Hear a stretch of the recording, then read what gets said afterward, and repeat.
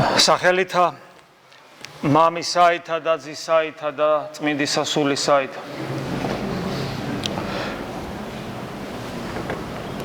ერთ-ერთი თანამედროვე ღვთისმეტყველი, რომლის სიტყვებიც მახსოვს წინა წლებში რამდენჯერმე ვთქვით, ერთხელ ან ორჯერ ბზობის დღესასწაულთან დაკავშირებით, ასე ჟღერს, რომ ეს არის ერთ-ერთი ყველაზე ნაღვლიანი დღესასწაული.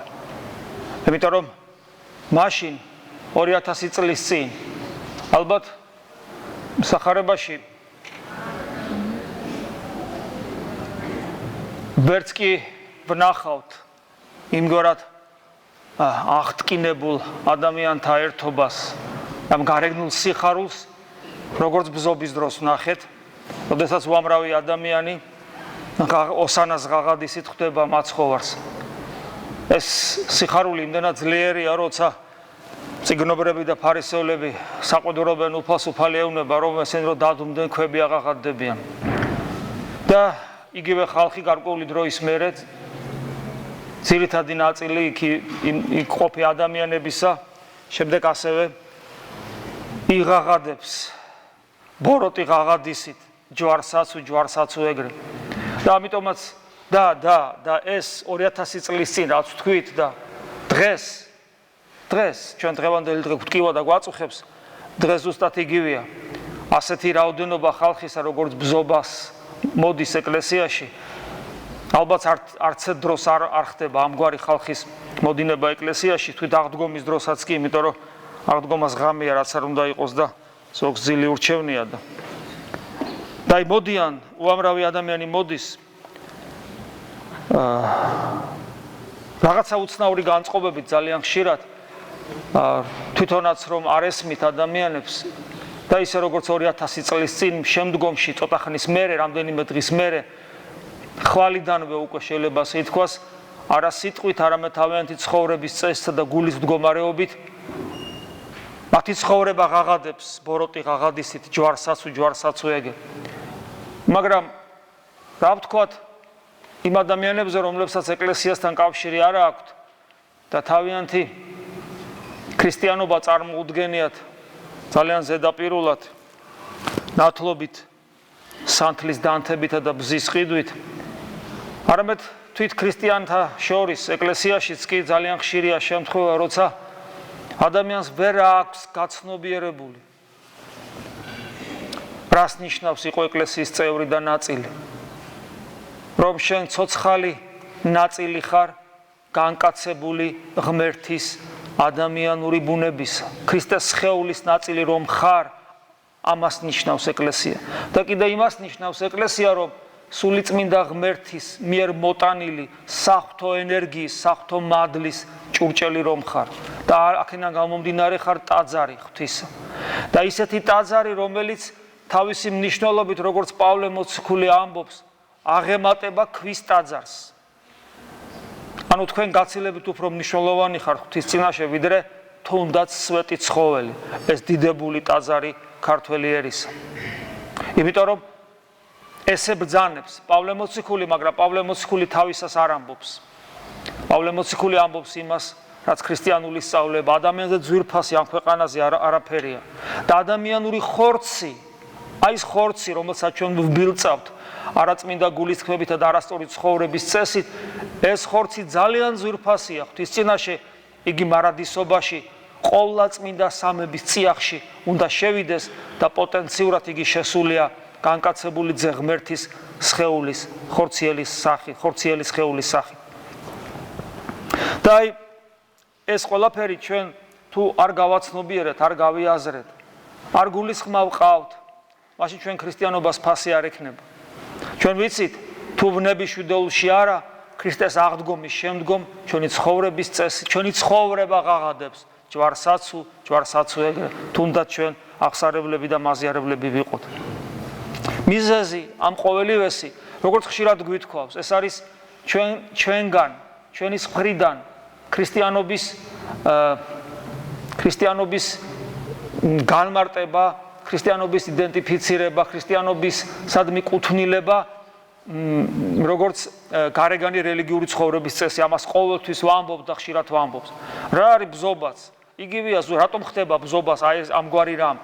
ბზობა ჯერ ერთი მადლის მოქმედებაა, როგორც იერუსალიმში მადლი მოქმედებს და თუ ერთნი დადუმდებიან, ადამიანები დადუმდებიან, ქვები იღაღადებენ, ეს ერთი.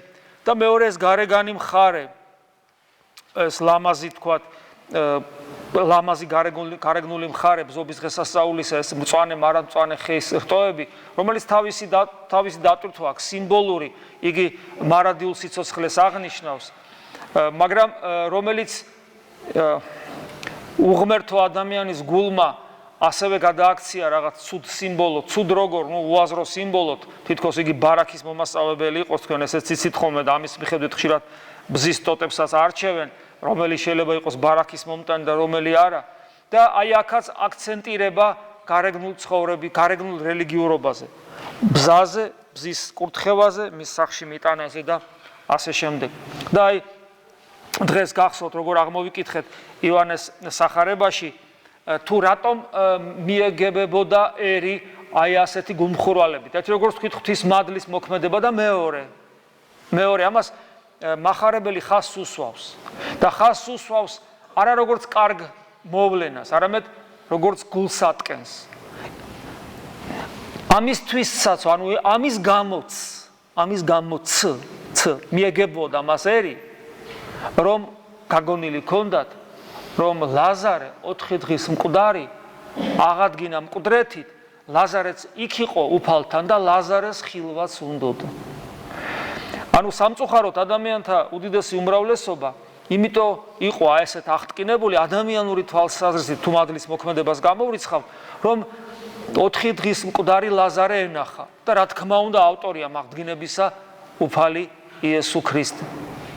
ახლობით ისე, როდესაც ის უფალი 5000 კაცს განაძღობს და მხოლოდ ამის გამო გადაწყვეტენ, რომ მეფეთ წარმოადგინონ და მეფეთ აკურთხონ უფალი. აი ეს გარეგანი მხარე და უფალი მათ საყვედურს ეუბნება. თქვენ იმიტომ კი არ მომდევთ მე, რომ ღვთისაგან ნიშანი გაქვთ. არამედ იმიტომ რომ ქშიოდა და გაძეხით. და თქვენ ფიქრობთ, რომ მე რომ მეფე გავხდები, სულ ესე გაძღებით. და თქვენ მიწიერის გარდა არაფერი გაინტერესებთ. ასევე ავანტყოფი ეშმაკეული შვილის მამა, რომელსაც მოციქულები ვერ განუკურნავენ შვილს, უფალი იქაც საყვედურს ამბობს, როდემდე ვიყო მე თქვენთან, როდემდე თავს ვიდებდე მე თქვენსას, ადამიანებს მიწიერის გარდა არაფერი აინტერესებთ. თვით მოციქულებიც, ყოველთვის და მკვდრეთით აღმდგარი მაცხოვრის გვერდზე მდგომარენი, ამაღლების წინ, ამაღლების ჟამს, კვლავ მიწიერი ინტერესებით შეპყრობილნი არიან, როდის დაამყარებს შენ სასუფეველს უფალო. და უფალი მკაცრად ეუბნება, ეს თქვენი საქმე არ არის, ამ ჟამის ცოდნა, როცა ეს ყველაფერი მოხდება და არ ესმით რა მოხდება. და უფალი დავალებას აძლევს. არა ის გაინტერესებდეთ რა მოხდება დღეს, ხვალ, ზეგ, დედამიწაზე. არამედ თქვენი საქმე სხვა რამეა. თქვენ უნდა იყოთ მოწმე ყოველივე ამისა, რაც დაინახეთ, რაც შეიგრძნეთ, რაც განიცადეთ, ანუ ღმერთის მოვლინება ადამიანად, მისი წმინდავნებები, ჯვარცმა, სიკვდილი, აღდგომა და ამაღლება და ეს რომ შეძლოთ, უნდა დაემკვიდროთ ქალაქ იერუსალიმში, იყოთ ტაძარში, ლოცულობდეთ და მოელოდეთ აღთქმას ზეციდან. და ეს აღთქმა ზეციდან არის ძალმოსილებით შემოსვა, რომელიც ძალმოსილებითაც მოციქულები შეიმოსენ და მოინათლენ სულიწმინდის მადლის მიერ, რაც სულთმოფენობის ჟამს ხდება. აი ეს არის თითოეული ჩვენთაგანის დავალება. ანუ შიგა სულიერი ცხოვრება, როცა ჩვენ მთელი ჩვენი ეკლესიური ცხოვრების არსი და მიზანი არის მადლის მოხვეჭა, რომლითაც უნდა ვცხონდეთ, ადამიანს სხვანაირად ცხონება არ შეუძლია, ადამიანი ვერ ცხონდება ის როგორც ვერ გაძრება აკლემინემსის ყუნჩი, როგორც უფალი გვასწავლის.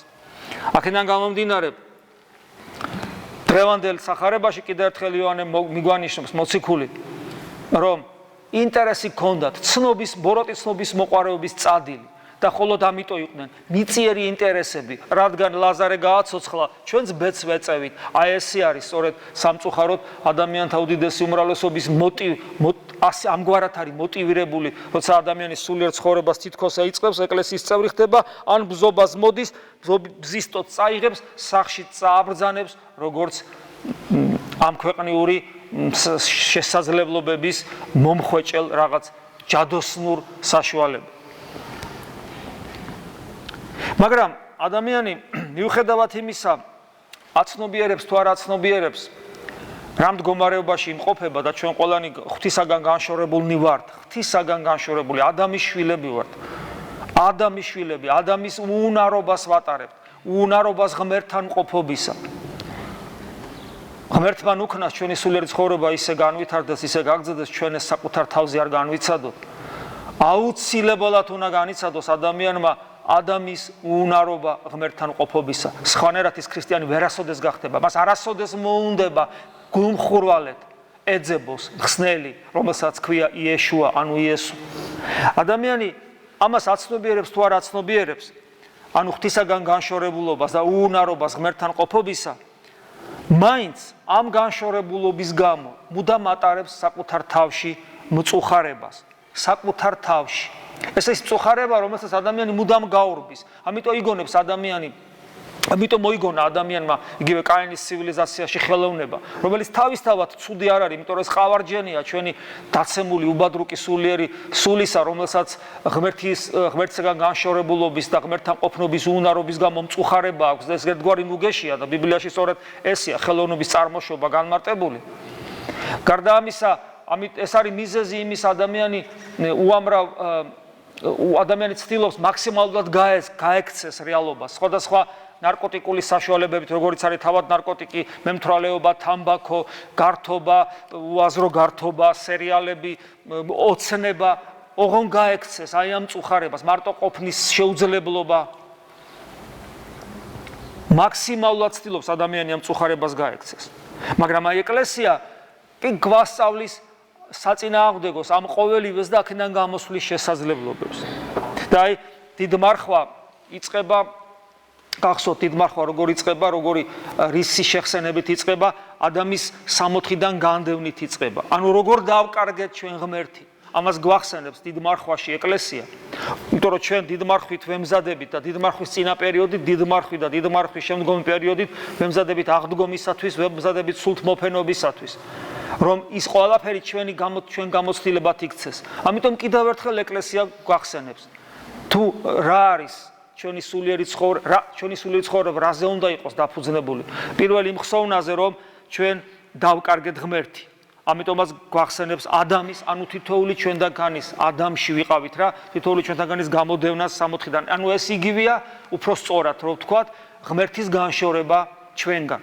იმიტომ რომ ჩვენ ესე გადავწყვიტეთ, ჩვენ უთხარით ღმერთს, ჩვენის არ გვინდა, ჩვენ მის გარეშეს კარგად ვგზნობთ თავს და შემდგომ ეს დიდმარხვის ეს წმინდა 40 მთავრდება დღევანდელი დღით იერუსალიმში უფლის დიდებით შესვლით. იმიტომ რომ უფლის დიდებით შესვლა იერუსალიმში ეს არის ერთგვარი ჩვენთვის ის რეალობა 2000 წლის წინ მართლა მოხდა, მაგრამ ჩვენთვის ცოცხალი, გაცოცხლებული სიმბოლოა უფლის ჩვენში შემოსვლისა და მასთან ერთობის აღდგენისა. კვლავ მინიშნება, რომ ჩვენ შინაგანი ცხოვრებაზე მინიშნება, ჩვენი სამწუხარო, ჩვენი არჩევანით დავშორდით ღმერთს სამოთხეში ადამიანთან ერთად, მაგრამ მთელი ჩვენი ქრისტიანული ცხოვრება მიმართული უნდა იყოს იქითკენ, რომ ჩვენი გული გაიხსნას, გული როგორც იერუსალიმი, ჩვენი გული იერუსალიმია, იერუსალიმი ასევე სიმბოლოა ადამიანური გულისა, რომ ჩვენი გული გაიხსნას ქრისტესათვის, რომელიც შემოდის ჩვენში დიდებით. დიდებით, მაგრამ ეს დიდება ვლინდება სიმდაბლეში, იმიტომ რომ ის სიმდაბლეში და სიმშვიდეში, არა ძალმოსილებაში, როგორც ჩვენ გვჩვევია, რომ ძალას თაყვანისცეთ, არამედ სიყვარულში, სიმშვიდეში, სიმდაბლეში, რომლის გარეგანის სიმბოლო სწორედ არის ვირზე ჯდომა, ჩოჩორზე ჯდომა და არა თქვათ ცხენზე, როგორც ძლევამოსილი მეფისა. და აი ეს შეხსენება უფლისაგან, რომ ჩვენ მწუხარენი ვართ ღვთისაგან განშორებულობის გამო და გამოსავალი აქედან ერთადერთი და მწუხარება არის იმის გამო, რომ ჩვენ დავცილდით ღმერთს და გამოსავალი ერთადერთია ჩვენი იერუსალიმი გაუღოთ უფალს და შემობრძანდეს და თუ ამას არ გავაკეთებთ დღევანდელი დღე, რომელიც თავისთავად მადლმოსილია, ჩვენს გვერდზე ჩაევლის და ჩვენ მასთან თანამონაწილეობა არ გვექნება. თუ უფალს გულს არ გაუხსნით და თუ ჩვენი ქრისტიანობა დღევანდელ დღეს მხოლოდ ბზის წაღებით და გარეგანი მსახურებით ამოიწურება და ჩვენი დაცემული ბუნება, ადამიანური დაცემული ბუნება მაშინ 2000 წლის წინ და დღესაც ხშირად გაუცნობიერებლად იმ რომელთაც ღმერთი ენატრება. გესმით, ჩვენ შეიძლება ჩვენი პიროვნული გადაწყვეტილებით ვეწინააღმდეგებით იმ გულის მოთხოვნილებას, რომ ღმერთთან ერთად ბედნიერი იყოს. და ამიტომ ჩვენ ამას ვერ ვაცნობიერებთ, რომ ამის მიზეზი სიამაყეა პირველ რიგში, მაგრამ დამპარტავნება, მაგრამ ჩვენი დაცემული ბუნება მაინც ელტვის იმ მაშინდელი ყრმები რო გაღადებდნენ, გახსოვთ, თუ ისინი გაჩუმდებოდნენ, ქვები აღაღადებოდნენ, ოსანა კურთხეულ არს მომავალი სახელითა უფლისათა მეუფე ისრაელისაი. ოსანა ეს არის გვიხსენ გაგვანთავისუფლენ, დაახლოებით ამას ნიშნავს, ოღონ რაღაც ისეთი მინორული ტონალობა არ აქვს, პირიქით მაჟორული აქვს ამას, აი გამარჯვებული გვიხსენ გაგვანთავისუფლენ, ოღონ არა შემიწყალეს მინორულ კონტექსტში, არამედ მაჟორულში, ანუ ერთგვარი გარანტია რომ მოსდევს ამ სიტყვებს, აღარ მე ამას ვევედრები უფალს, ანუ ეს მოზეიმე სულის ამოძახილია, შეიძლება ასე ითქვას, მაგრამ სამწუხაროდ ეს ამ ზეიმის თანამონაწილე ის ხალხი ვერ გახდა. ალბათ რამდენიმე იშვიათად. სამწუხაროდ და ჩვენ არ გვინდა და ეს ისტორია იმიტომ დაიწერა ჩვენთვის, რომ ჩვენში ეს არ განმეორდეს, რომ ჩვენ მოვდივართ რა დღეს გახარებულები და ამდენი ხალხია და ესეთი სიხარული გვაქვს, მე იმედი გაქვს, იმედი მაქვს, რომ სიხარული გვაქვს, ეს ჩვენთვის არ იყოს გამეორება იმ 2000 წლის წინანდელი ისტორიისა. როცა ჩვენი გულის გული ქვეცნობიერად ღმერთს ეძებს და აი რაღაცა მოდის, მაგრამ ჩვენამ და ეს მადლის მოქმედებაა, მაგრამ ჩვენ ამის თანამონაწილე ვერა ვართ. არა ვართ და ეს იმ წამსვე გამოვლინდება რამდენიმე დღის მერე და განსაკუთრებით მას მერე, როცა ეკლესია ნებას დაგვთავს შევჭამოთ ხორცი და დავლიოთ ღვინო. და იმ წამსვე გავცვლით, როგორც ესავი ცulis ერთ ჯამს საჭმელში ცulis თავის პირმშოობას, იმ წამსვე გავცვლით ჩვენ კუჭში ჩვენს ნამდვილ ჭეშმარიტ პირმშოობას, ანუ ქრისტეს ძმობას, ქრისტეს დობას და ქრისტესთან ერთად მარჯვენით ღვთისა და მამისა ყოფნას, ანუ ყოვლადწმინდა სამებაში ყოფნას. ამით იმის თქვამი არ მინდა, რომ არ უნდა გაიხსნილოს ადამიანმა, მაგრამ ეს გახსნილება არის გახსნილება არა ცოდვით, არამედ მადლიერებით. ის ხორცისა და ღვინოც ღმერთმა შენ მოგცა, მაგრამ არა ცოდვისათვის, არამედ მადლიერებისათვის და განსხვავება ჩვენ უკვე დიდი ხანია უნდა ვიცოდეთ რა არის ამას შორის. ადამიანს ღმერთი ენატრება. კიდევ ვიმეორებ, ურწმუნოსაც კი. იმიტომ რომ ვერცეთ ადამიანს ვერ ნახავთ დედამიწაზე, სრულად ბედნიერს, რაც არ უნდა ყველაფერი ჰქონდეს მას. მილიარდელი, მილიონერი, მაღალ თანამდებობაზე მჯდომი, ხალხი რო სუტაშს უკრავს, ყველა რო ეფერება, აბსოლუტურად წარმატებული, ვერ ნახავთ ბედნიერ ადამიანს. და თუ ღმერთმა დაგიფაროთ და ნახეთ, ეს ადამიანი არ იქნება განსხვავებული თქვა, რომელიც ყოველისგან. ასეთი კუდი რო აქვს. მაგრამ ესეთი ადამიანი მადლობა ღმერთს არ არსებობს. იმიტომ რომ მხოლოდ ღორს შეუულია წუმპეში იწვეს და ღრუტუნებდეს და აბსოლუტურად ბედნიერი იყოს, მას მეტი არაფერი ჭირდება. ადამიანი ვერასოდეს იქნება კმაყოფილი ამ ქვეყნიური სიკეთეებით. ეს გამორიცხულია, იმიტომ რომ ის არის ადამიანი. ალბათ აი ანტიქრისტეს კი ვერ იქნება, აი ანტიქრისტე ხო სრულად შეპყრობილი იქნება ეშმაკისგან. ისიც კი ვერ იქნება ბედნიერი. არ შეუძლია ადამიანს ბედნიერება ღმერთის გარეშე. მას ბედნიერებას ვერაფერი მისცემს და ვერავინ გარდა ღმერთისა. ამიტომ ყველაზე საშინელ ურწმუნოსაც კი ენატრება ქვეცნობიერად, გაუცნობიერებლად ღმერთი, მწუხარებს ამის გამო და ყველაფერს აკეთებს. სამწუხაროდ არა იმას, რომ ღმერთი ეძებოს, არამედ ყველაფერს აკეთებს იმისათვის, რომ ამ მწუხარებას გაექცეს. ეს არის ერთ-ერთი უმთავრესი შეცდომა თანამედროვე რატო ყველა ადამიანისა. ანუ ადამიანი მწუხარებს იმის გამო, რომ მის გულის გულ ღმერთი ენატრება და ადამიანი ყველაფერს აკეთებს, რომ არა ღმერთი მოძებნოს, არამედ მწუხარებას გაექცეს და ამისათვის, რომ გაექცეს ამ მწუხარებას, აკეთებს ყველაზე დიდ საშინელებას, გაურბის თავის ადამიანობას და იქცევა ცხოველად ან ეშმაკად. რაც არის სწორედ ჰედონისტური ცხოვრება, მეტი არაფერი. რაც არის ანტიქრისტეს სული ცხოვრება, მეტი არაფერი. ოღონის მწუხარება არ კონდეს და ადამიანობაზე ადამიანი უარს ამბობს და ემსგავსება სხვადასხვა ცხოველს და სულით კიდე ეშმაკს.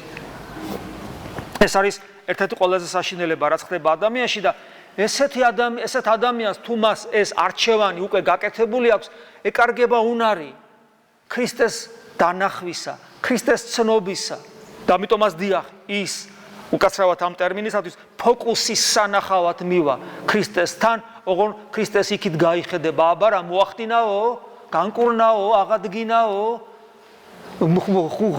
ხუთი პური გაამრავლაო, ხედავ და როცა ქრისტეს ჯვარს აცვავენ, აცალე წყურის უფალი ამბობს და დაიცა წყალი არ მისცეთ, აბა ელია თუ მოვა, ელია ეგონათ, გონიათ ელიას უხმობდაო, აბა ელია თუ მოვა, აბა გავერთოთ, ეტლით როგორ მოვა ელია წინასწარმეტყველი. ადამიანს დაკარგული აქვს უნარი ქრისტეს დანახვისა, ანუ ღმერთის დანახვისა. იმიტომ რომ სამწუხაროდ მან გააკეთა არჩევანი. მე გაურბი ვარ ჩემი ადამიანობა მაწუხებს მე. ადამიანობა მაწუხებს მე. ხოთაშორის ამაზე რელიგიები იქმნება. ბუდიზმი სწორედ ეს არის. მე არ ვლაპარაკობ თითოეულ კონკრეტულ ბუდისტზე, რომელიც შეიძლება ძალიან ადამიანურიც იყოს, მაგრამ მოძღვრება გაურბის ადამიანობას. გაურბის ყველა გრძნობას, მათ შორის სიყვარულს. იმიტომ რომ სიყვარულის ტანჯვის მომტანია და ვერ ხდება, იმიტომ რომ არიციან, ხო გამოცხადება არ ქონია თვითონ ეძებენ. სიყვარული კი არ არის ტანჯვის მომტანი, სიყვარულზე მომჯდარი პარაზიტი. ეშმაკი, რომელიც ამ სიყვარულს ვნებად გადააქცევს, ის არის ბოროტება და არა თავად სიყვარული. და არც ერთი სხვა გზნობა ადამიანში ბოროტება თავისთავად არ არის. აი ეს მდგომარეობა ქურწმუნ ადამიანს, მაგრამ ქრისტიანი როგორ უნდა მოქმედებდეს?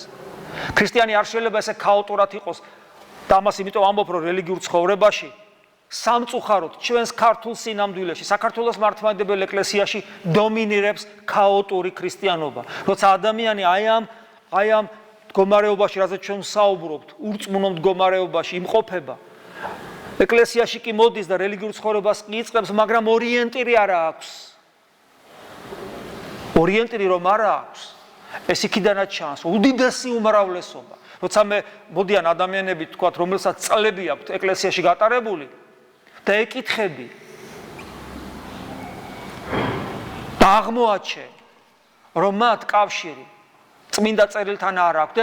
ეს იმას ნიშნავს, რომ მათ რელიგიურ ცხოვრებაში ქრისტე არ არის ორიენტირი, იმიტომ რომ არ იცნობენ წმინდა წერილს, სადაც ქრისტე ჩანს როგორია, რა მაგალითს მაძლევს და რას მასწავლის და რას მეუნება და მადლის და სიწმინდის წყაროა, არ იცნობენ. შესაბამისად ცხოვრობენ ზოგჯერ 10 წლეულებიც კი, ისე რომ არ იციან და შეტალოცულო თუ ქრისტე ორიენტირი არ არის, მაშინ გინა ყოფილხარ და გინების მიერ რაღაც რელიგიურ საკრებულოში, არანაირი მნიშვნელობა ამას აღარ აქვს უკვე. იმიტომ ვართ, რომ ქრისტე დავინახო, მისკენ ვიარო, მას მიუბაძო და მას მივემსგავსო. მას გავყო, იმიტომ რომ ის ჩემს წინამორბედად, როგორც პავლე ამბობს, შევიდა სასუფეველში, ანუ ყოვლადწმინდა სამების წიაღში. ამიტომ ქრისტიანი არ მოქმედებს სტიქიურად. მას აქვს ორიენტირი და მას აქვს სიცოცხლის ვექტორი.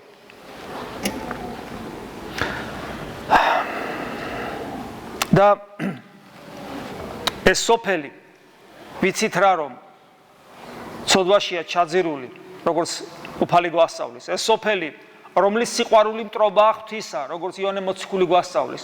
იმიტომ რომ ეს სოფელი დამონებულია თავის თავადს, ანუ სატანას, როგორც ასევე გვასწავლის წმინდა წერილი და აქედან გამომდინარე უსამართლობის ზღვაშია ჩაძირული. აი აქ ორიენტირის პოვნა არის შეუძლებელი. ერთადერთი რომ აი ამ სოფლის ნაწილი ვართ ჩვენ ერთის მხრივ, ამიტომ ეს სოფელი თავის უკეთურ კანონზომიერებაში გადაამუშავებს ყველა ადამიანს და მას კლავს როგორც თავისუფალ არსებას და მთელი რიგი მოძღვრებები და იგივე თქვათ ასტროლოგია, სწორედ ამის ერთ-ერთი ნიმუშია ადამიანი უკვე მსოფლმხედველობრივად, იდეოლოგიურად აღმოჩნდება ჩაკეტილი ამ კანონზომიერებაში, ეს იგივე მატერიალიზმია, ოღონდ ცოტა სხვანაირად შეფუთული და აი ქრისტიანისათვის ეს ქრისტიანს აქვს ეს გაცნობიერებული, მას აქვს იგი აღარ მოქმედებს სტიქიურად, როგორც ამ სტიქიის ნაწილი და ვართ ამ სტიქიის ნაწილი, მაგრამ ამავე დროს თან არა ვართ, იმიტომ რომ პავლე მოციქულის სიტყვები ყოველთვის გვახსოვს, რომ ჩვენ აქ სამყოფელი არ გვაქვს, არამედ ჩვენ ზეცის მოქალაქენი ვართ და ზეცის მოქალაქეობა ანგელოზებთან ყოფობას არ ნიშნავს. ზეცის მოქალაქეობა ნიშნავს ანგელოზებზე ზემოთ მყოფობას. ანუ ანგელოზიც ღვთისქმნილებაა, ისე როგორც თელი სამყარო, ხოლო ზეცა ეს რა თქმა უნდა ანგელოზები შედიან ზეცაში, მაგრამ თავად ზეცა არ არის ანგელოზთა სამყოფელი. არამედ ზეცა ეს არის მამა, იძე და სული წმინდა, სადაც ჩვენს წინამორბედად შევიდა განკაცებული ღმერთი. აი ჩვენი სამყოფელი, ანუ ქმნილის სამყაროდან აბსოლუტურად შორს. ეს არის სიდიადე სწორედ ქრისტიანობისა. და ქრისტიანს ეს გაცნობიერებული აქვს, ამიტომ მას ორიენტირი და სიცოცხლის ვექტორი აქვს და როგორც არ უნდა გაგვიჭირდეს ამ სოფელში და ამ სოფელში,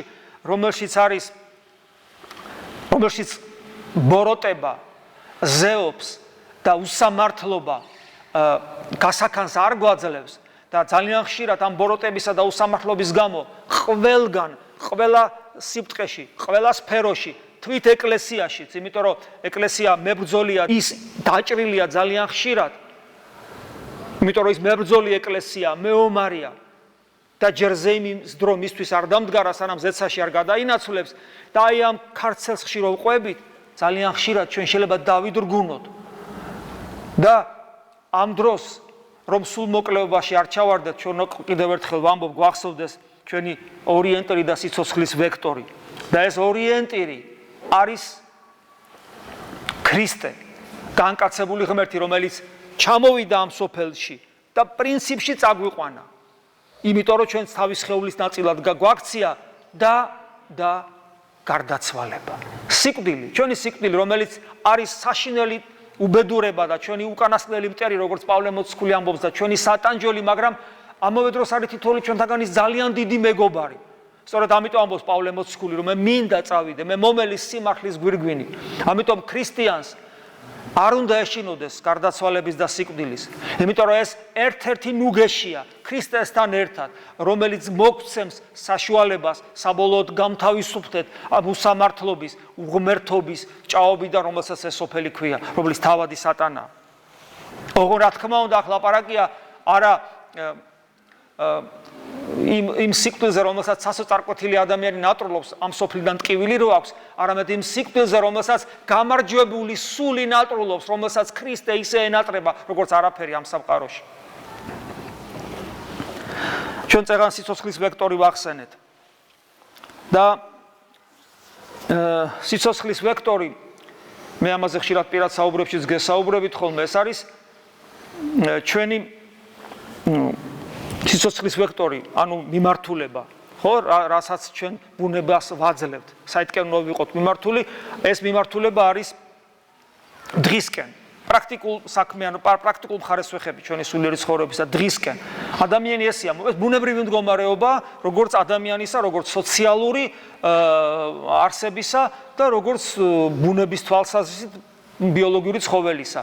ჩვენი ვექტორი არის, რომ დღის ცხოველია და ბუს ვექტორი მაგალითად მიმართულია ღამეზე და დღე ძინავს და ღამურას ვექტორიც ღამეზეა მიმართული და დღე ძინავს. ხოლო ადამიანის ვექტორი, როგორც ბიოლოგიური არსებისა, მიმართულია დღისკენ და ღამე ძინავს და ისვენებს.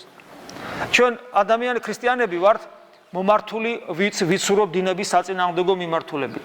ჩვენ არ ვემორჩილებით ამ სოფლის კანონებს, ჩვენ ვემორჩილებით ზეციური მამის კანონებს, სადაც არ დღია, უბრალოდ სულ დღია, კაცმა რო თქვას, და სულ აწმყვა, სულ მარადისობა, სულ ბედნიერება, სულ სიხარულია და ჩრდილის ნასახიც არ არის, როგორც წმინდა წერილი გვასწავლის. და ჩვენი ცხოვრების წესით, აქაც ვეწინააღმდეგებით ჩვენს ბუნებას და აი ეს რასაც ჩვენ საუბრობთ ხოლმე გონიერი ლოცვა, ანუ იგივე ისიხასტური მდგომარეობა ადამიანისა, რომელიც საკუთრივ მართლმადიდებლობის კუთვნილებაა და მას არც ერთი რელიგია ქვეყანაზე დედამიწაზე არ იცნობს, მე გულისხმობ ამ შემთხვევაში რა თქმა უნდა ქრისტიანულ დენომინაციებს, არც კათოლიციზმი არ იცნობს და არც პროტესტანტიზმი მით უმეტეს. ეს არის ისიხასტური პრაქტიკა სულიერი ცხოვრებისა. ისიხასტური პრაქტიკა ანუ ღმერთთან შიგნით მყუდრო განმარტოებისა და მასთან პიროვნული ურთიერთობის ძიებისა, ეს ისიხასტური პრაქტიკა ჩვენი ცხოვრების და სიცოცხლის ვექტორს წაანაცვლებს დღიდან ღამისკენ.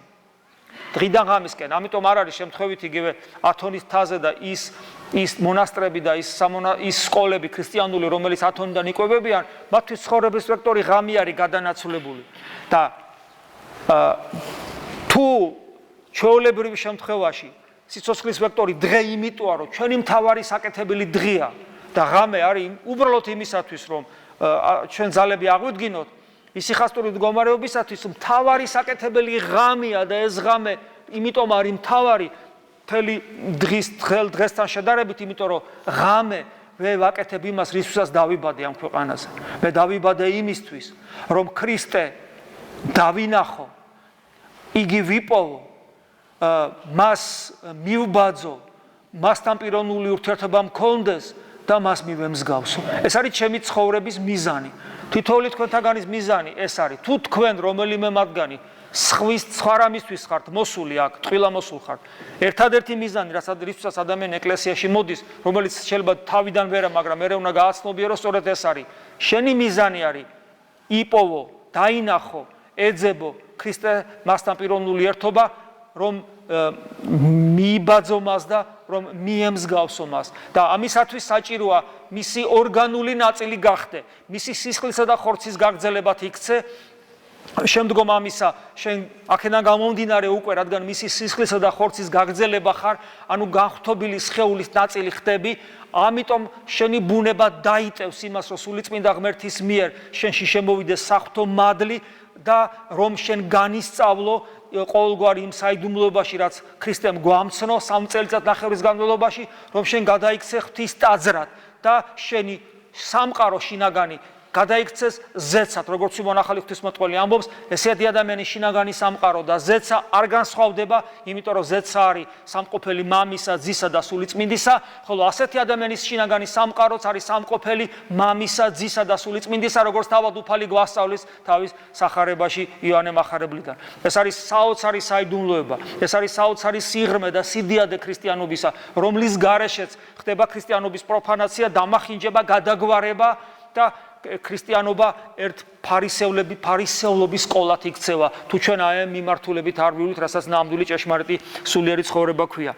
ამიტომ ისიხასტური პრაქტიკა, რომელსაც ძალიან დიდი ასწლეულებით გამოცდილება აქვს, ფაქტობრივად პირველი სიხასტად ათონელი მამები თვლიან ყოვლადწმინდა ღვთისმშობელს, რომელიც ტაძრად რომ ხდება მისი მიყვანება, შემდგომ ამისა ის გონიერ ლოცვას მიეცემა და ესეთი ადამიანის ვექტორი სიცოცხლისა გადართულია, გადანაცვლებულია ღამისკენ და ნიშნავს, რომ ის მთლიანად მობილიზებულია, რომ ქრისტე ეძებოს. და გვახსენდება სწორედ ამ დროს, რომ იერუსალიმი არის ადამიანის გული და ადამიანის ვექტორი, როცა მიმართული უკვე შიგნით შიდა ცხოვრებისაკენ, აღმოაჩენს იმას, რასაც სიმბოლურად იგივე დღევანდელი სახარებაც გვეუბნებოდა, რასაც წმინდა მამები ყოველთვის გვასწავლიან. ეს არის ჩვენს გულში არსებული ბოროტებანი, ვნებანი, ანუ აი გახსოვთ, ქვაბავაზაკ იქცევიათო ტაძარი, როცა უფალი შედის ბზობის დროს იერუსალიმში, შემდეგ პირველი რასაც აკეთებს, გამოყრის ტაძრიდან მოვაჭრებს და ამბობს ქვაბავაზაკთა. და ეს ქვაბავაზაკთა ჩვენი გულია, იმიტომ რომ უფალი განგვიმარტავს, გახსოვთ, რომ რაც ამ სოფელში ბოროტება ხდება, ქრისტეს სიტყვებია, ყველაფერი ამის წყარო, ამ ბოროტების სამყაროში არსებული ბოროტების წყარო არის ადამიანის გული. და სხვათა შორის წმინდა მამები ამბობენ, რომ არა მარტო ისასაც უშუალოდ ადამიანი ჩადის, არამედ ის კატაკლიზმები, რაც ხდება სამყაროში, ესეც ადამიანი, რა თქმა უნდა, ეს მეცნიერული სიტყვა არ არის, რა თქმა უნდა, ამას მეცნიერულად ვერ დაადასტურებ და რა თქმა უნდა, ამის გამო ჩვენ ქრისტიანებს შეიძლება დაგვცინიან, მაგრამ ჩვენ ძალიან კარგად ვიცით, რომ სამყარო ასეთი გახდა ადამიანის დაცემის მერე, მიწა იმიტომ აღმოაცენებს ძეცვს და ეკალს და არა სიმის და ხორბალს, იმიტომ რომ ადამიანის გულის მსგავსი გახდა მიწაც, იმიტომ რომ ჩვენთვის შეიქმნა ყოველივე და დღესაც რაც უფრო კაცობრიობა მიდის უზნეობისაკენ და დაცემულობისკენ, უფრო უარესდება სამყარო, მათ შორის ის გარემო ეკოლოგიური სისტემა, რაც ჩვენს გარშემოა და აი ეს ავაზაკები, რომელიც ჩვენ გულშია, უფალმა განდევნა, ანუ პირველი რაც უნდა მოხდეს ჩვენ სულში, როცა ქრისტე შემოვა და ჩვენ ქრისტეს გულს გაუხსნის, დავინახავთ ჩვენში არსებულ ავაზაკებს, ანუ ვნებებს, რას ნიშნავს ვნებები? როდესაც ჩვენი ემოციური მხარე, ჩვენი ბუნებისა ცხოვრობს გარე ცხოვრებით და იქ დაასდევს ამ ჭრელაჭრულა სამყაროს, იმ დრაკონის მსგავსად, რომელიც წმინდა გიორგის ქართულ ხაზია და მოხიბლული ამ ყველაფრით, რომ ბოლომდე დაივიწყოს ღმერთი და თავი დაიღუპოს. და ასევე გვახსოვს, რომ შედის უფალი იერუსალიმში, შემდგომში გაანკურნავს ბრმებს და მკელობლებს. ანუ ადამიანებს აძლევს საშუალებას სწორად იარონ და დაინახონ. ესეც ჩვენ ვერ მივდივართ, ორიენტირი არ აქვს. გახსოვთ, ხშირად მithქვავს ერთ-ერთი დიდი ღვთისმეტყველი სიტყვები, რომ საშინელებაა, როცა ადამიანი საუბრობს ქრისტეზე და ქრისტეს არ იცნობს. აი ჩემ მაგალითზე ესეა ზუსტად და ჩვენი მიზანია, რომ ქრისტე გავიცნოთ. და ქრისტეს გაცნობა ჭირდება თვალის ახელა. თვალის ახელა ამ შემთხვევაში გულის თვალის ახელა. და უფალი რო შემოდის ჩვენში, ერთ-ერთი რაც ხდება, საოცრება, გარდა ამისა, რომ ჩვენს ვნებებს ხედავთ და იმ ვნებებს ქრისტეს სახელით ვებრძვით, მეორე რაც ხდება, ეს არის ღმერთის განცდა.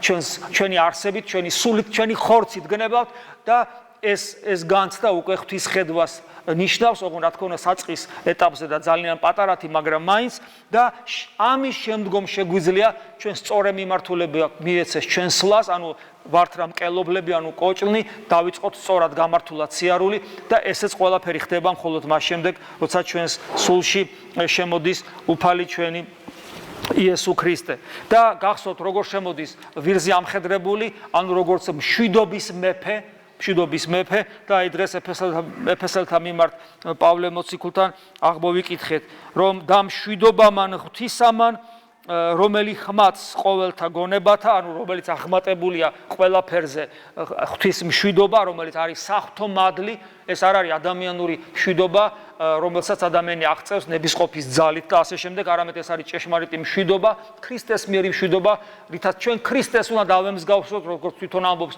ის ჩემგან ისწავლეთ, მშვიდ ვარ და მდაბალ გულითა, აი ამგვარი ქრისტე უნდა შეუშვათ ჩვენ, აი დღევანდელი დღე ბზობისა, ბზობის დღესასწაული ამას გვასწავლის და ქრისტეს მიერი სიმშვიდე რო შევა, რომელიც შემოვა ჩვენში, რომელიც ხმაც ყოველთა გონებათა, აი ესეთი მშვიდობა შეზღუდენინ გულნი თქვენი და გონებანი თქვენი ქრისტე იესოს მიერ. აი ეს ისიხასტური მდგომარეობა კიდევ ერთხელ, როდესაც ჩვენი განჟისუნარი და ჩვენი გონება, რომელიც არა განჟისუნარი, არამედ ჩვენი გონება, რომელიც გარე სამყაროს ხედვით არის დაკავებული და უნდა დაკავდეს ღმერთის ხედვით, უნდა ჩავიდეს ნელ-ნელა გულში, განიწმინდოს გული და ჩვენი გონება და გული, ანუ მთლიანად სული გამთლიანდეს, არა არსობრივად, იმიტომ რომ სული არსობრივად დაუნაწილებელი, არამედ მისი ენერგიები ამ შემთხვევაში და ეს გამთლიანებული სული შეზღუდულია ქრისტეს მიერ, მაგრამ ხო ხედავთ, ხო ხვდებით, რომ რას ნიშნავს შეზღუდული ქრისტეს მიერ? ეს ნიშნავს აბსოლუტურ თავისუფლებას, იმიტომ რომ ძეღმერთი არის აბსოლუტური ღმერთი, მამასთან და სული წმინდასთან ერთად და ადამიანის თავისუფლება რეალიზდება აბსოლუტურ თავისუფლებაში, შეიძლება ასე ითქვას, სადაც მას არანაირი შეზღუდვა არ აქვს, არამედ აქვს ის ჭეშმარიტი ბედნიერება, რისთვისაც ადამიანი დაიბადა. და აი ყველაფერი დანარჩენი, რაც ჩვენს გარშემოა, ანუ ჩვენ ვილაპარაკეთ შიდა ცხოვრებაზე და ყველაფერი დანარჩენი, რაც ჩვენ გვაქვს, იმიტომ რომ ხორცი გვასხია და დედამიწაზე ვარსებობთ და ქვშია წყურია და ჭერი გვინდა და მოძრაობა გვინდა და სიცივე გვაწუხებს და ძალიან დიდი სიცხე და ასე შემდეგ, ყველაფერი რაც გვაქვს და ჩვენი ოფლით უნდა ვჭამდეთ ჩვენ პულს, ესეც ღვთის კურთხევაა, რომ ადამიანი არ მოეშვას და არ იყოს უქნარა და ზარმაცი და ყველაფერს მადლიერებით იღებდეს, აქაც მადლიერებას ეძებდეს, ყველაფერი დანარჩენი, ანუ დღის საქმიანობა ვექტორი არის ღამე, ანუ ჩვენი საკეთებელი არის ღამე და ამიტომაც არის ადამიანი მიზან მიმართულად იწყებს ამაზე მუშაობას, იძინებს, მერე დაახლოებით 3 საათში იღვიძებს და იწყებს უფლის ძიებას, მერე გარკვეული დროის მერე რისი შეძლების უნარიც აქვს, იმიტომ რომ თავიდან 200 კილოს არავინ არ წევს, თავიდან თხილება 20 კილო ვერ აწიო და 200 კილოს მერე აწევ და ეს დრო ნელ-ნელა იზრდება, ბოლოს ისევ იძინებს, ისვენებს და შემდეგ მიმართავს თავის ჩვეულ დღიურ საქმიანობას. ესეთი ცხოვრების წესი ადამიანს გარეგნულად არ ცვლის ვიზუალურად ერთის მხრივ, ვერავინ ვერ შეატყობს, მაგალითად, ათონელ ბერს იქ რო ჩახვალ, რომ მას ღამე არ ძინავს. ის დღე ჩვეულებრივად მოქმედებს, ჩვეულებრივად მუშაობს, ჩვეულებრივად ღვაწლშია. ანუ გარეგნულად ადამიანი არ იცვლება, ადამიანის ცხოვრება, მაგრამ ეს ორიენტირი, სულიერი ცხოვრების ორიენტირი მხოლოდ ღმერთისთვის არის ცნობილი და ის მიმართულია ღამისკენ და ის ღამე, როცა თქვა ურწმუნოს ძინავს, მორწმუნე ამ სიტყვის ნამდვილი გაგებით, გამწარებული, იმიტომ რომ არის რა ღმერთი და მას ჯერ არ იცნობს, გამწარებული ეძებს ღმერთთან ურთიერთობას. და ეს სკოლა არის სწორედ ჭეშმარიტი მართლმადიდებლური სკოლა, ხოლო დღეს თუ გადმოვინაცვლებთ დღისკენ, ყველაფერი იმდენად არის მნიშვნელოვანი, რამდენადაც ჩვენ მათი საშუალებით ღმერთს ვადიდებთ. უფალი გვასწავლის, გახსოვთ პავლე მოციქული, გვეუბნება, რასაც არ უნდა იქმოდეთ, ყველაფერს ღვთის სადიდებლად იქმოდეთ. ის, რითაც ქრისტე არ იდიდება, ის საქმე ძალიან ცუდია. როგორ უნდა იდიდებოდეს ქრისტე ჩვენს ყოველდღიურ საქმიანობაში? მოიქეცი ისე შენ საქმიანობაში, შენს პროფესიაში, ურთიერთობებში ადამიანებთან, როგორც შენ ადგილას ქრისტე მოიქცეოდა. ეს ნიშნავს, რომ შენ როგორც ქრისტეს მოწაფე, შენ ადგილას, შენს ცხოვრებაში, იმ ყოფაში, რომელშიც შენ ხარ, აგრძელებ ქრისტეს საქმეს, ქრისტეს მისიონერი ხარ. შენ, რასაც არ უნდა აკეთებდე, შენ რომ დაგინახავენ, ურწმუნონიც კი უნდა ღვთისკენ იყურებოდნენ, იმიტომ რომ შენი სახით ისინი ქრისტეს უნდა ხედავდნენ. ეს არის პირდაპირ დავალება ქრისტესი მოცემული. იყავით ნათელი ამას ოფლისა. წარვედით და მოიმოწაფენით. გესმით, ეს დავალებაა ქრისტესი. სადაც თქვენ ხართ, იქ უნდა იყოს ქრისტე. და ეს არის არა ლოზუნგი, არა მოწოდება, არამედ ამის ყველა პირობა და ძალა გაქვთ. თქვენ მაზიარებელი ადამიანები, ქრისტეს სხეულის გაგრძელება ხართ. და მკვდრთით აღდგარი, მარად ცოცხალი ქრისტეს ბუნებას, ადამიანურ ბუნებას თქვენ ატარებთ საკუთარ თავში. ამ ბუნების მიერ თქვენ ატარებთ ღვთის მადლს თქვენს თავში. სადაც არ უნდა ვიყოთ ჩვენ უნდა ვიყოთ ვითარცა ქრისტენი. ჭეშმარიტად მისიონერი ქრისტესი. ეს თითოეული ჩვენთანგანის დავალება და ვალდებულება ღვთისაგან მოცემული. და აი, პავლე მოციქული კიდე გვასწავლის კოლოსელთა მიმართ ეპისტოლეს მესამე თავში, ყველაფერი რასაც სიტყვით თუ საქმით აღასრულებთ უფალ იესოს სახელით. რათა მის მიერ მადლობდეთ ღმერთსა და მამასა და ჩვენი დამნახავი ასევე დაიწყებენ ღვთისა და მამის დიდებას. ყველაფერი ქრისტე იესოს სახელით. აბსოლუტურად ყველა. და თუ ჩვენ საქმიანობაში არის ისეთი, რითაც ღმერთი არ იდიდება, ჩვენ ეს ძალიან უნდა გვაწუხებდეს. აი, მაგალითად ადამიანი ეწევა თამბაქოს. ბევრია ადამიანი, რომელიც მორწმუნეა და ეწევა თამბაქოს. ხშირად ვითქვავს, რომ ეს არის ერთ-ერთი ყველაზე იოლად მოსარევი და ყველაზე სუსტი ცოდვა. ეს არ არის სასიკვდილე ცოდვა, იმიტომ რომ სასიკვდილე ცოდვა ამბრუშობა, კაცის სკოლა და ასე შემდეგ და ასე შემდეგ. ეს არა, მაგრამ თუ ადამიანი იტყვის, რა პრობლემაა, რა მოხდა, რომ ქრისტიანებს ვიყო და თამბაქოსაც ვეწეოდი? ან ადამიანი იტყვის, რომ რა პრობლემაა, ქრისტიანებს ვიყო და თან განვიკითხავდა, რა პრობლემაა, ქრისტიანებს ვიყო და თან ბილდს სიტყვაობდე და ასე შემდეგ, რა პრობლემაა, თან ქრისტიანებს ვიყო და ხანდახან ვთორებოდე და ასე შემდეგ. როგორც კი ადამიანი ნებისმიერ ცოდვას მიისაკუთრებს, როგორც მისთვის აბსოლუტურად ბუნებრივს და მის გარეშე ყოფნა რო არ შეუძლია, ეს იმ წამსვე სასიკვდილო რანგში გადავა ეს ცოდვა. იმიტომ როგორ შეიძლება თან ეწეოდა და თან ამ დროს ქრისტესათვის ქრისტეს საქმეს აგრძელებდა იმ წუთში. შეუძლებელია, ხო სწორია? ამიტომ აქედან გამომდინარე, ესე ვაკონტროლოთ საკუთარი თავი, ყოველ დავინახოთ ჩვენი თავი, აი მე რასაც ვაკეთებ, ქრისტე ამას როგორ გააკეთებდა. და თუ ქრისტე ამას საერთოდ არ გააკეთებდა, ესეთ მიმართულებებს ჩვენში და ესეთ სურვილებს ნელ-ნელა უნდა დაუპირისპირდეთ. ზოგი მკვეთრათაც ახერხებს, ვისაც ძლიერი ნების ყოფა აქვს, ეს ყველაფერი ჩვენი ცხოვრებიდან გავდევნოთ. და აი ჩვენ თავიდან ვთქვით, რომ ჩვენ ვწუხვართ იმის გამო, რომ ჩვენი სული წუხს ღმერთისაგან განშორებული ვართ. და ეს ყველაფერი ერთხელაც იქნება დასრულდება და ჩვენ მუდამ ღმერთთან ვიქნებით, ოღონ არა მხოლოდ გარდაცვალების მერე, არამედ ამ სოფელშიც. ამ სოფელშიც იქნება ეს. აი გახსოვთ და ეს მომავალი ცხოვრება, რადგან მომავალი ცხოვრება მარადიულია ჩვენში, ეხლაც უნდა იყოს და იგივე პავლე მოციქული იგივე კოლოსელთა მიმართ ეპისტოლეში როგორ ბრძანებს, ხოლო რაჟამს ქრისტე გამოცხადდეს, ჩვენი სიცოცხლე, მაშინ ჩვენც მისთან გამოვცხადდებით, დიდებით და ეს პირდაპირ გაგებით ეკუთვნის მეორედ მოსვლას, მაგრამ არაპირდაპირ გაგებით ეკუთვნის დღევანდელობასაც, იმიტომ რომ ჩვენ დღესაც ქრისტე ჩვენში შემოდის, ჩვენში უნდა განცხადდეს და ჩვენი ცხოვრების წესი უნდა იყოს ნიშანი იმისა, რომ ჩვენთან არის ღმერთი და აქედან გამომდინარე ჩვენი პასუხი არც და იყოს, იქნება არა სიყალბე, არამედ ჭეშმარიტება. ქრისტე შეგვეციოს, გილოცავთ დღევანდელ დღეს და ღმერთმა მოგცეს ზალა და მადლი, რომ უფალი 7 მდაბალი შემოსული ჩვენს გულებში დამკვიდრდეს და ჩვენთან იმყოფებოდეს, ჩვენ მივცეთ მას საშუალება, რომ ჩვენგან იგი არ წავიდეს. და ჩვენი გული არ გადაიქცეს ცოტა ხანში გოლგოთად, სადაც მას ჯვარს აცვალა. მადლი უფლისა ჩვენისა იესო ქრისტესი და სიყვარული ღმრთისა და მამისა და ზიარება სული საწმინდისა იყოს თქვენ ყოველთა თანა. ამინ.